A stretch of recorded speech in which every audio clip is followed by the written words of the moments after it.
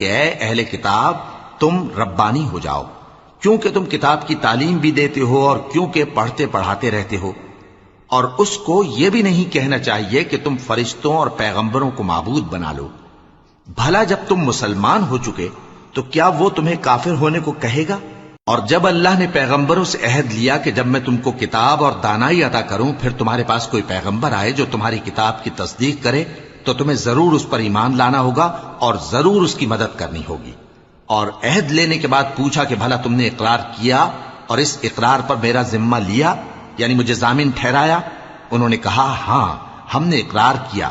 فرمایا کہ تم اس عہد و پیمان کے گواہ رہو اور میں بھی تمہارے ساتھ گواہ ہوں۔ اب جو لوگ اس کے بعد پھر جائیں تو وہی بد کردار ہیں۔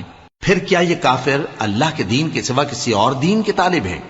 حالانکہ سب اہل آسمان و زمین خوشی یا ناخوشی سے اللہ کے فرما بردار ہیں۔